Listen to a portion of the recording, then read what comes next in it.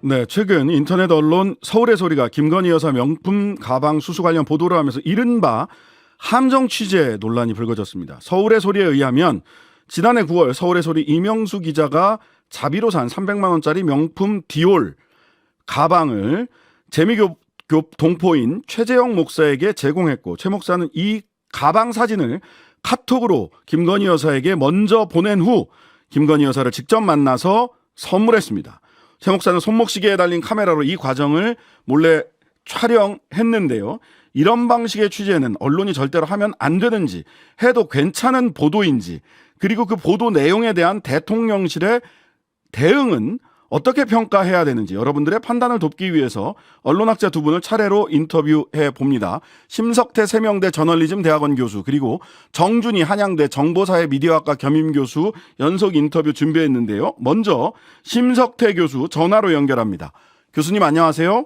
네, 안녕하세요. 네네. 지금 세명대 저널리즘 스쿨 대학원에서 취재와 언론윤리 가르치고 계시는데 언론사에서도 오랫동안 기자로 활동하셨다고요? 예, 그렇습니다. 한 30년 정도 SBS에서 기자 활동을 했습니다. 네. 자, 먼저 총평. 이번에 서울의 소리에 김건희 여사 명품백 수수 보도, 이거 어떻게 보셨습니까? 일단 제가 볼 때 좋은 보도는 아니겠죠. 일단 문제가 많은 보도라고 생각을 하고요. 취재 방법 자체가 그렇게 바람직하지 않은 것이다라고 생각을 합니다. 네. 간단히 정리를 하면 누군가를 표적으로 먼저 정해놓고 걸리나 안 걸리나 한번 해보자, 이렇게 해서 접근한 보도잖아요. 그렇다고 네. 하면 제대로 된 언론사라면 통상 시도하지 않을 방법이죠. 제가 이번에 이 사건 관련해서 여러 언론사 기자들 전화를 받았는데 제가 거꾸로 물어봤습니다. 여러분 회사에서는 만약 이런 취재를 할 수 있냐, 이런 식으로 취재를 실제로 하느냐. 다들 저한테 물어본 그 기자들도 자기네 같으면 이런 방식으로 취재를 하지 않는다, 자기들 윤리 강령에도 어긋난다, 이렇게 답을 했어요. 반대로 이번 사안이 또 쟁점이 되는 이유가 있죠. 이 취재 방법은 분명히 문제가 있었지만 네.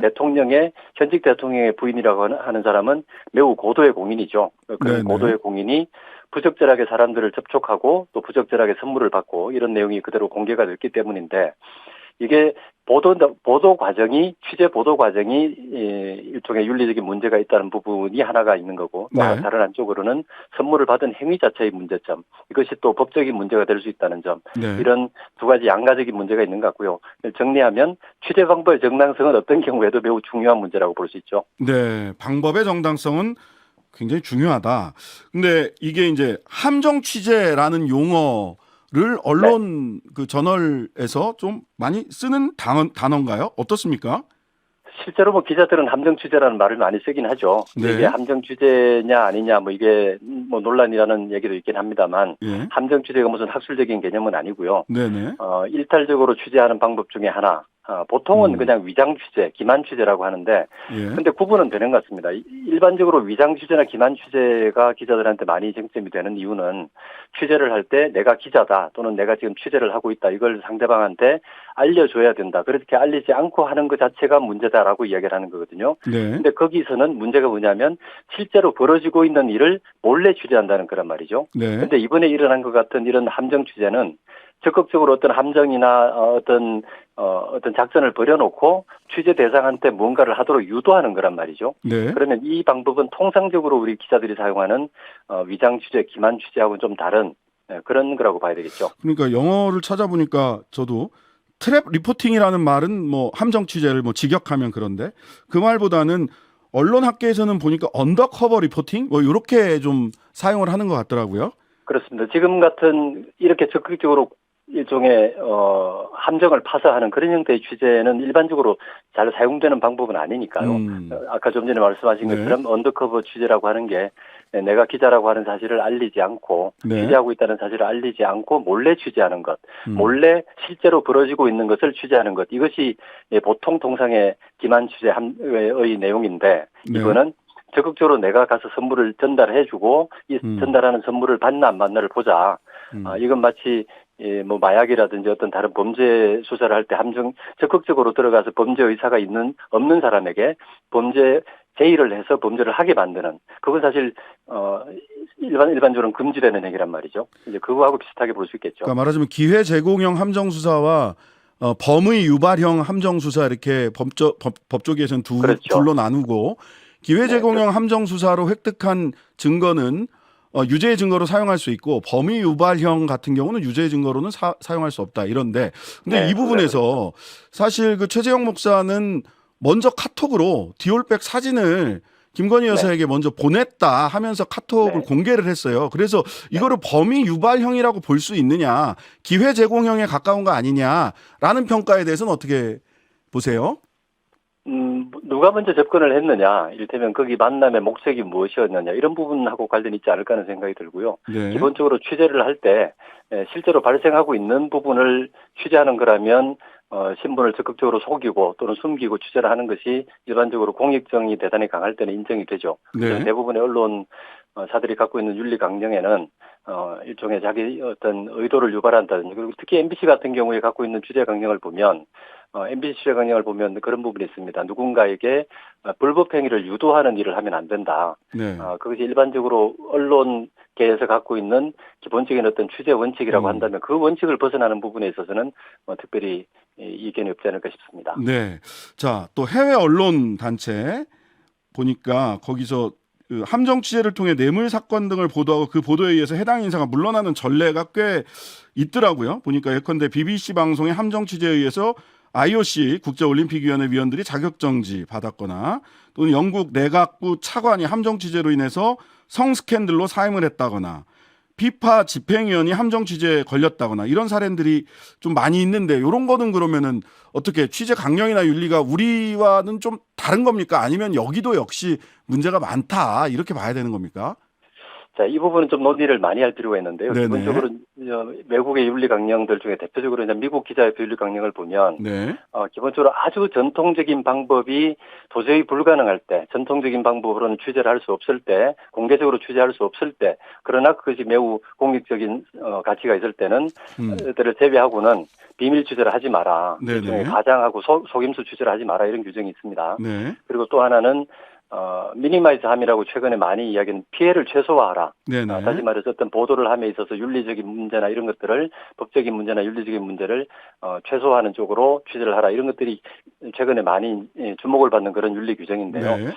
기본적으로 좀 전에 말씀하신 그런 일종의 함정 취재들, 그런 이번에 일어난 이런 비슷한 일들이 뭐 심지어 BBC에서도 있었죠. BBC에서도 그렇죠. 있었고, 예, 네. 주요 언론사들 중에 종종 그런 것들이 문제가 되긴 합니다.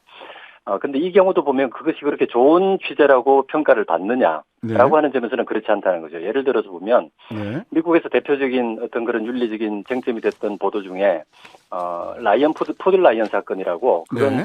어떤 식품 회사에서 되게 유효기간이 지났거나 부패했거나 상했거나 그런 것들을 포장을 간다든지 유효기간을 네. 조정해서 판매하는 것을 보도하기 위해서 기자들이, 취재진이 들어가서 상당한 기간 동안 위장 취업을 하고 네. 내부를 촬영해서 보도한 적이 있는데, 이때는 언론윤리 부분이 쟁점이 되긴 했지만 항소심의 법원에서 $2만 배상을 하라, 이런 판결을 내렸단 말이에요. 네네. 그 부분에서는 공익적인 측면에서 상당히 그래도 괜찮았다. 그건 미국의 ABC 방송이었습니다. 네네. 근데 시카고에서 있었던 한 신문사에서는 무슨 함정 취재를 했냐면, 아예 술집을 하나 사서 네. 술집을 넉 달 동안이나 운영을 하면서 거기에 시카고 시청 공무원들이 와서 뇌물을 받도록 하는 그런 형태의 취재를 했는데 아주 상당히 큰 사회적인 충격을 줬던 사건이죠. 네네. 그 사건이 퓰리처상 후보로 올라갔는데 최종적으로 상을 못 받았습니다. 네네.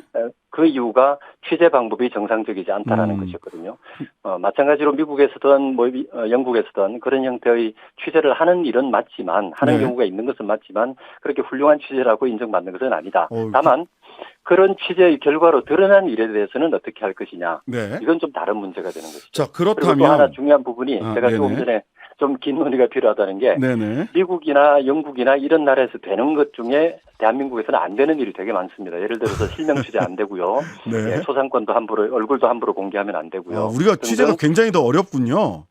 한국에서의 윤리적인 어떤 제한이나 법적인 제한이 네. 이른바 뭐 중국이나 이런 특별한 몇몇 권위주의 국가들을 제외하고 이렇게 법적으로 촘촘하게 규제가 되어 있는 나라가 제가 아는 한은 없습니다. 예, 그러면 지금 말씀 말하자면 어찌 보면 케이스 바이 케이스, 어떤 경우에는 소위 취재의 불가피성, 보도 내용의 공익성, 국민의 알 권리 이런 기준에 따라서 뭐 법적으로 보자면 비교 교량한다. 즉 이 좀 그 윤리적인 문제와 실제로 그 취재의 불가피성이나 보도 내용의 공익성이나 국민의 알 권리 등을 좀 비교 교량할 필요가 있는 것처럼 저는 이렇게 지금 교수님 말씀 보니까 그렇게 좀 해석이 되는데 네. 그렇다면 이번 취재는 그런 비교 교량을 했을 때 교수님 입장에서는 좀 어떻게 보셨어요?